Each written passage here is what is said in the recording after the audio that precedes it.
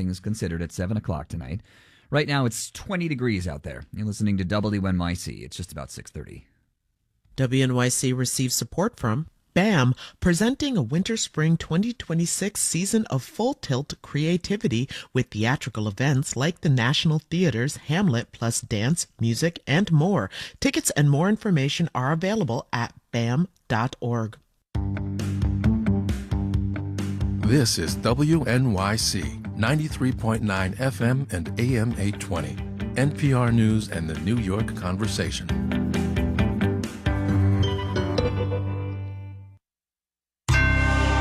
Marketplace is supported by Progressive Insurance with Snapshot. Learn more about Snapshot at progressive.com or 1-800-PROGRESSIVE. Snapshot not available in California or from all agents. Your electric bill is going up, but how much are AI data centers really to blame? Plus, could lowballing yourself help you get a job? From American Public Media, this is Marketplace.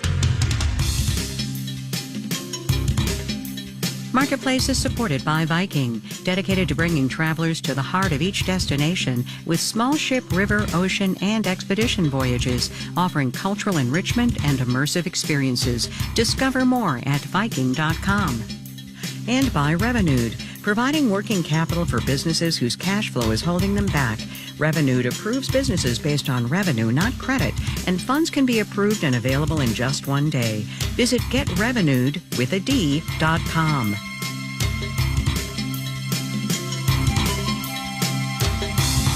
In Washington, I'm Kimberly Adams in for Kai Risdall. It's Thursday, January the 29th. Good to have you along. If you've noticed that your electric bill has been creeping up these past few years, you're in very good company. According to the nonprofit Power Lines, electric and gas utilities asked for permission to increase rates by $31 billion last year.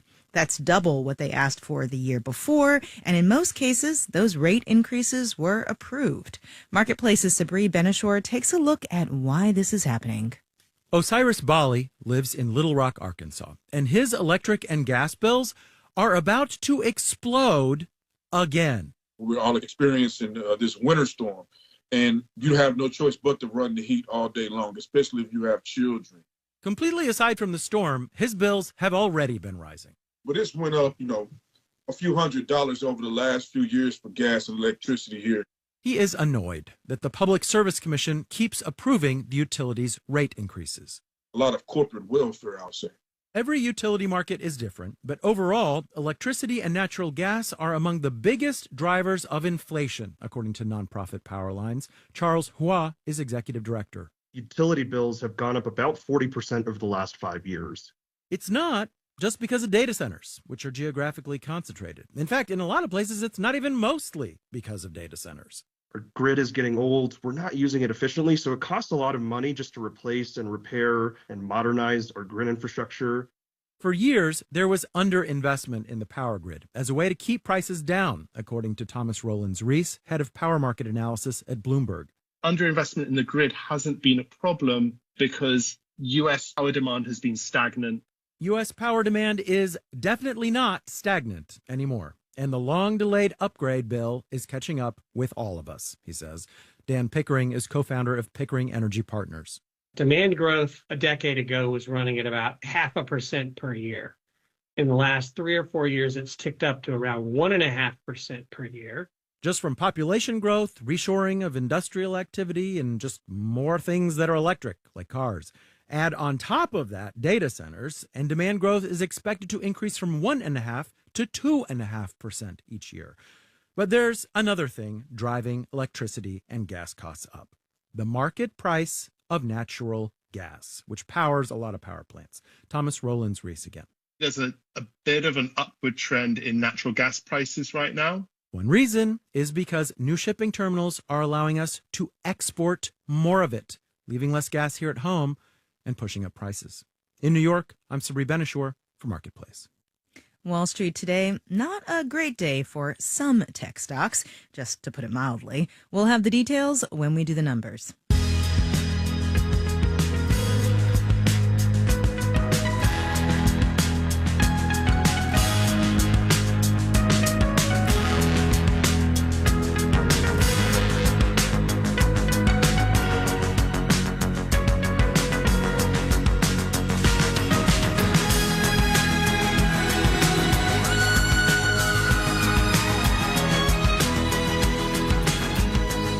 AI's influence is showing up in lots of different parts of the economy. We got one example this morning when Caterpillar reported profits that beat Wall Street's expectations. Shares of the company that makes all that yellow, heavy construction equipment, formerly of Peoria, Illinois, now of Irving, Texas, those shares are up more than 50% over the last year, thanks in large part to artificial intelligence. Marketplace's Daniel Ackerman explains. Yes, Caterpillar builds excavators and dump trucks, says Kristen Owen, an analyst with Oppenheimer. But there's one component it makes for them that's driving the boom. When you think about what helps those big machines that we know Caterpillar for, it's large engines. And lately, the firm is connecting more and more of its engines to electrical generators, because there's one industry demanding a lot of them these days: AI data centers.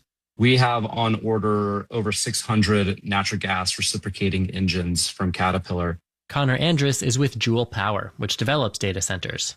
We're working on a 4,000-acre campus in central Utah. The project won't be drawing power from the grid. Instead, it'll generate electricity on site with all those Caterpillar engines. Andrus says they're a good solution for data centers like his because they run on natural gas. It's abundant. You can scale it very quickly. And quickly is the operative term here, says David Victor, a professor of public policy at UC San Diego. So the folks who are developing these AI data centers are in the middle of an arms race. And power supply is often the bottleneck. You're raising massive amounts of capital and trying to deploy that as quickly as possible. Time to market for your power projects really matters. Connecting to the grid can take years of permitting and reviews, so many data centers are opting to power themselves with solar or wind, or even by reopening nuclear plants. Connor Andrus says he considered solar and geothermal for his data center in Utah, but the fact of the matter is those are hard to scale, certainly at speed. And some of Caterpillar's competitors are sold out pretty much through the end of this decade, says Rob Wertheimer, an analyst with Melius Research. So if you want power before that and you're not already on the list, your options have to change. Caterpillar says right now, power generation is its fastest growing segment. I'm Daniel Ackerman for Marketplace.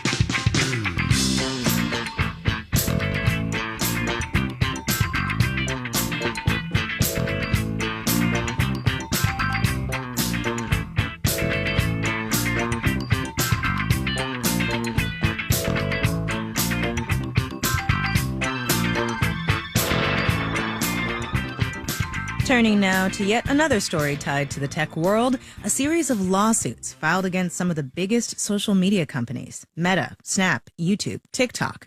There are a bunch of cases, one of which started jury selection this week. And these lawsuits aren't about the content that's on social media platforms, but rather about the nature of the platforms themselves and whether they're designed to get young users addicted. Here to talk about what's at stake is Cecilia Kang, a tech reporter at the New York Times. Cecilia, welcome back to the show. Thanks for having me again. So lay out for me this particular case at hand here and why the plaintiffs think that their arguments are going to win this time.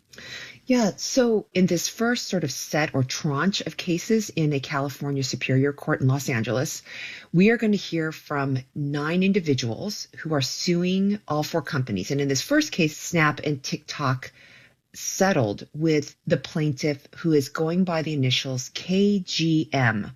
What we know about her is that she is now 20 years old, but she began using YouTube in elementary school and soon after picked up Snap, and then also subscribed to Musical.ly, which is now known as TikTok, and then Instagram. Mm-hmm. And her claims are that she just could not stop using the different apps as she became really hooked, particularly by algorithms that directed her to more and more enticing content that also happened to be quite toxic, leading to trouble sleeping, body dysmorphia and body image issues, and thoughts of self-harm. And so she's focusing on, and all these cases they're focusing on the technology itself, the tools and the features that are used to get users, and particularly young people, to engage more. Things like infinite scroll, mm-hmm. beauty filters that basically change your appearance on your face. And so you look almost cosmetically altered, actually. as well as like autoplay of videos where on YouTube, I'm sure you've experienced this, where right after you watch a video, another one just starts Another playing. one comes and up. You didn't even, that's right. And you didn't even ask for it, right? And this is all done through their algorithms of recommendation. And these are not by accident, any of these features. They're all done to get people to want to come back every day and often and for long periods of time. What happens if these plaintiffs win? So what these plaintiffs are asking for are monetary damages. And in a whole second set of cases that'll begin this summer, school districts and state attorneys generals are also suing. And they're looking for really big changes within these platforms. They want Instagram to stop recommending content to young people that could be toxic. They want the autoplay feature of videos on YouTube to stop. They want beauty filters to be banned. So they want structural changes that they will do through what's known as injunctive relief if they win. You highlight in your reporting that some people are calling this social media's big tobacco moment. Yeah. Why is that? Do you think that comparison is apt? And how might it change the way that we even talk about social media and social media addiction in this country? So I think it's very fair in terms of the legal strategy here, in that what happened with the big tobacco trials was that over several years, attorneys generals and individuals sued the biggest tobacco companies for creating addictive products that were marketed to young people and for hiding the information that they knew internally about how harmful their products are. The exact same thing is happening in these trials. What the plaintiffs in these trials are saying is that these companies have studied and have acknowledged and have known about the potential harms of their products for quite some time, and that the CEOs either ignored the advice and or the companies decided that it was too risky to the business model to change any of these technologies because they were so concerned about engagement going down and traffic going down. And so that's very similar to what was claimed in the tobacco trials, in that they were personal injury claims and there was a failure to warn legal argument that the companies knew what was happening and they didn't tell the public. It also kind of shifted the conversation about smoking in America from sort of you're not able to stop because you have no willpower to you're not able to stop because these products were designed to make you not stop.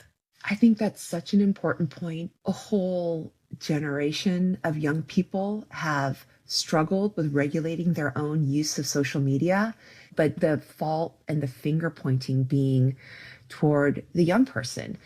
And I think what this will do is turn the tables so that people will interrogate more the actions of the companies, and that'll be a relief in some ways and a change, at least, in the way that society thinks about how maybe children in some ways have been the guinea pigs and maybe even the victims of businesses that have not put them first. At least that's what's being alleged in these cases.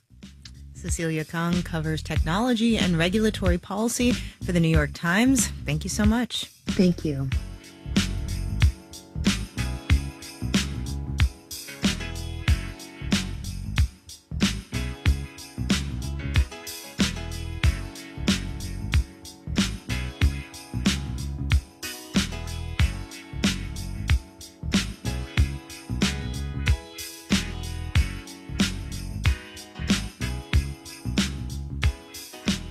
Coming up. This is medical care. It was really dumb that it was not fixed a decade ago. One of the more generous ways to describe America's healthcare system. But first, let's do the numbers. The Dow Jones Industrial Average added 55 points, 0.1%, to close at 49,071. The Nasdaq dropped 172 points, about 0.75%, to finish at 23,685. And the S&P 500 gave up 9 points, 0.1%, to end at 6969. Big tech firms diverged today on the markets. Microsoft Corporation sank 10% with concerns that they're spending too much on AI. Those concerns didn't stop Meta Platforms from soaring 10%. Amazon, which announced 16,000 job cuts yesterday, lost 0.5% today. Dan Ackerman was just talking about the heavy equipment building our AI future. Caterpillar dug up 3 4/10%. Rival Deere & Company, known for those John Deere tractors, added 1%. Bonds rose, the yield on the 10-year T-note fell to 4.23%, and you're listening to Marketplace. The Numbers is supported by Odoo.com, your entire business on one platform.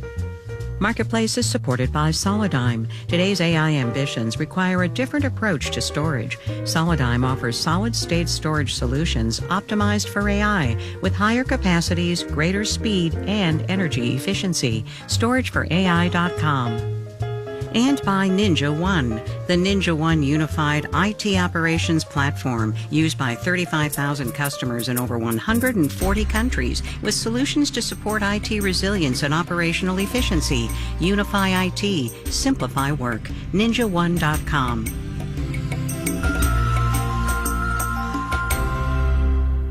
Protesters marched into an evangelical church in the Twin Cities where one of the pastors is an immigration and customs enforcement officer.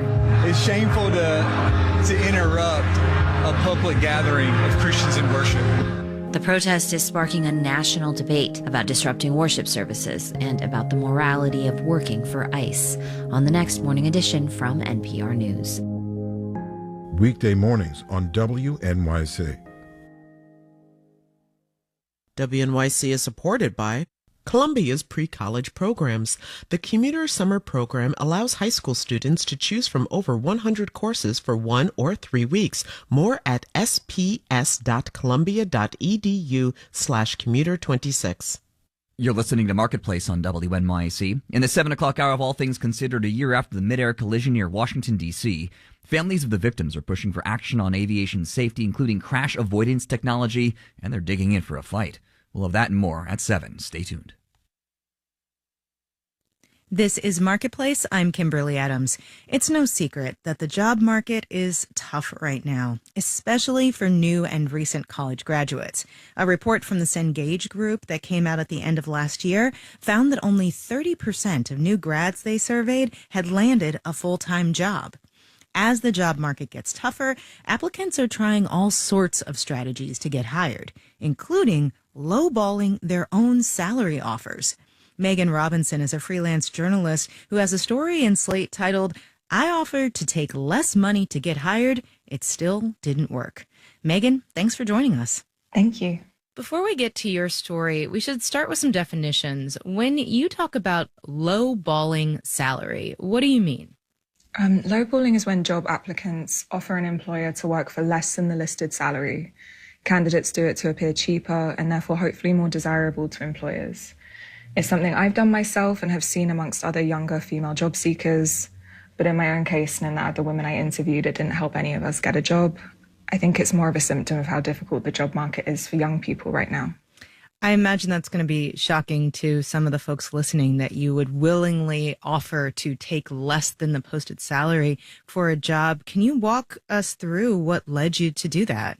Yeah, absolutely. So after graduating from my master's degree last year, I applied to over 1,000 jobs and only had 3 interviews. One of these interviews was for a writer-editor role at a small health publication. But after my first interview, I was rejected. It made me really panicky because I'd been unemployed for so long and I didn't know when I might get another interview. So I was quite desperate and I followed up saying I'd be willing to accept less than the posted salary if they'd keep me in consideration. Surprisingly, it worked and the hiring manager said he'd bring me back into the running. But in the end, I still wasn't hired. I was told that I wasn't meeting output expectations and they didn't have the budget or the capacity to train me. It made me wonder whether anyone had done the same, so I put a call out to my network to ask, and everyone who replied was a woman in their 20s. They told me that they'd also offered to work for less, but in none of their cases had it led to a job offer. You write that when you did put that sort of call out to your network and share your experience, some people actually chastised you for lowballing your salary, especially given the fact that women have historically made less than men in terms of salary. What was your response to that? Yeah, I mean, I understand it because on the one hand, it could bring down salary benchmarks for everyone. So I can see why some people were criticizing me. I also can understand that like people were criticizing me because they said it's just a really bad salary negotiation technique. And that is also true. I don't think employers view it very highly. I think it signals a lack of self-esteem or a lack of understanding of the role. And in my case, it didn't lead to a job offer. And in the people I interviewed, it didn't lead to a job offer either. Do you have any sense of how widespread this practice is? Yeah, there's no official data on how widespread it is, but everyone I interviewed and the people who responded on Reddit were women. And I think we see it more often among young women because women already enter the labour market with lower pay expectations than men. A research study by Handshake found that Gen Z women expect to earn $6,200 less than their male peers. Many companies have to post their salary ranges, but often these ranges reflect the lower end of what they've budgeted to pay. So if then a candidate lowballs that budget, they could be pricing themselves well below what a company has the budget to pay. And if you're a woman, well below other male applicants. The pushback that a lot of folks often lay out when they hear about these sorts of stories is that, you know, choose a different career, pick a different career path, shift gears rather than continuing to try for the same thing that's clearly not working. What are you doing now? I'm lucky because I was able to sublet my apartment in New York and move in with a friend in Texas for free where I don't have to pay rent.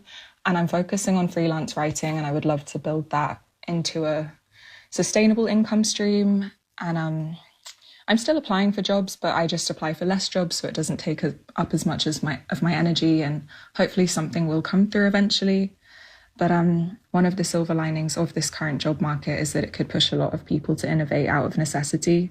We are seeing a higher number of startups in the US and the UK, so hopefully that's a sign people are trying to build alternatives to traditional pathways. But it's also very sad that a lot of university graduates don't have a guarantee of work at the end of their degrees anymore. I suppose, what's your takeaway for younger workers still applying, especially given that your lowballing strategy didn't work? I don't think I have the answers. I think a lot of job advice now is that it is a numbers game, but I would also encourage young people to do whatever they can to regain a sense of control over their lives. For me, it's focusing on writing, but for other people, it might be vocational training. It's more satisfying to work hard at something where you have control over the outcome and isn't dependent on someone handing you an opportunity. Well, good luck with the job search and the writing. Megan Robinson is a freelance writer. Her story is in Slate. Thank you so much for joining us. Thank you so much.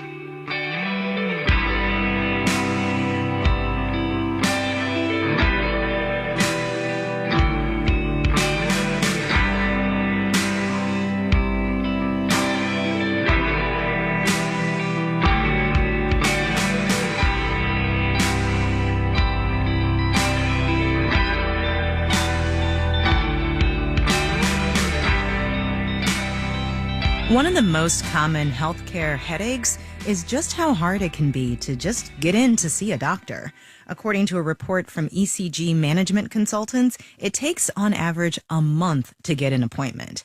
But there's one model called direct primary care where companies are trying to reduce those times by not taking insurance.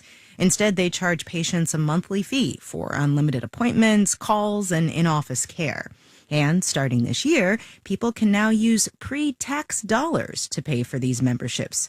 Alex Olgin has the story. Dr. Jeff Davenport was an early adopter of direct primary care. He runs a membership-based practice, One Focus Medical, north of Oklahoma City. I have been in this direct primary care practice since April of 2014.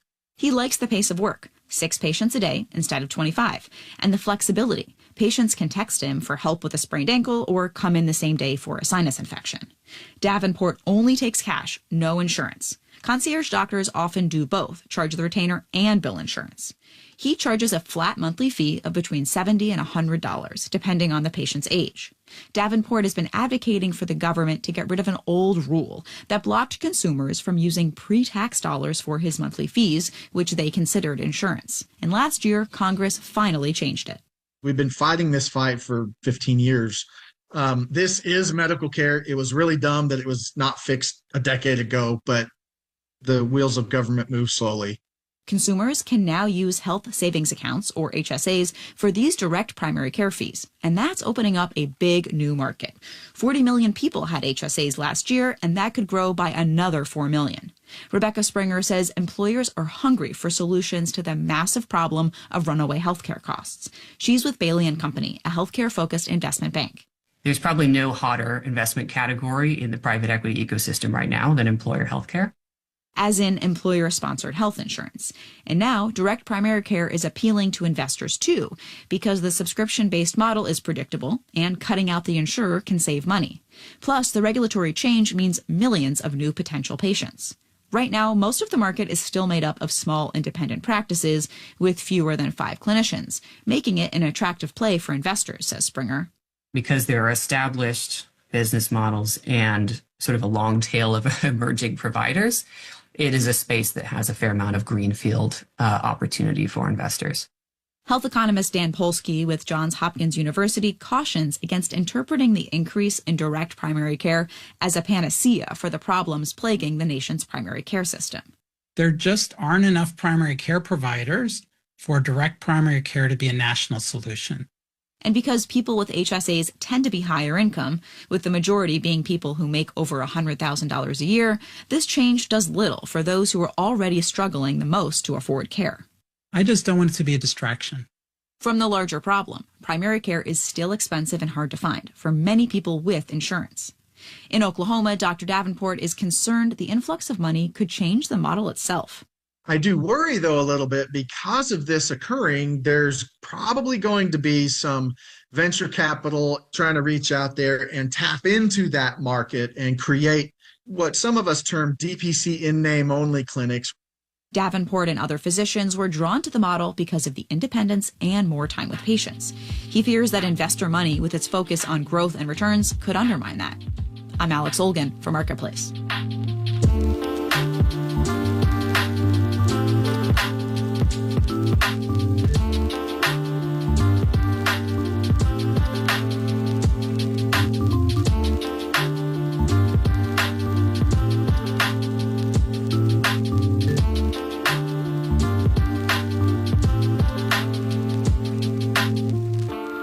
Marketplace is supported by Yubico, makers of the YubiKey, protecting the applications and accounts that people and businesses rely on every day.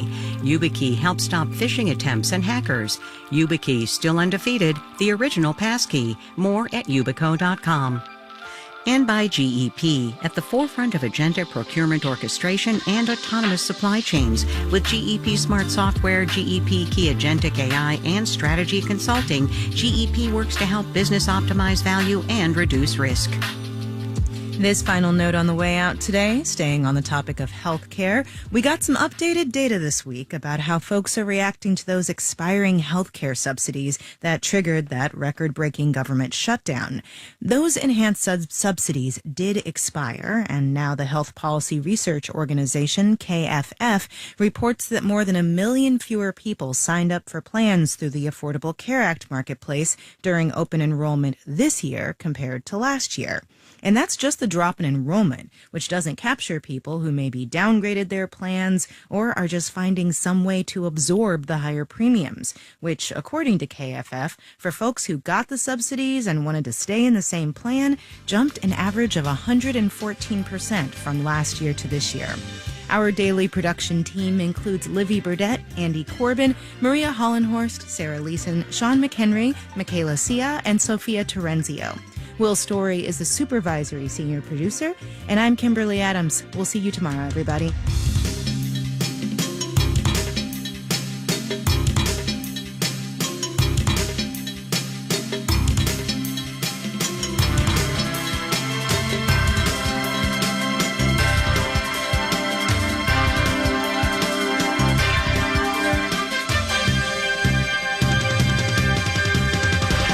This is APM. WNYC support comes from Atlantic Theater Company,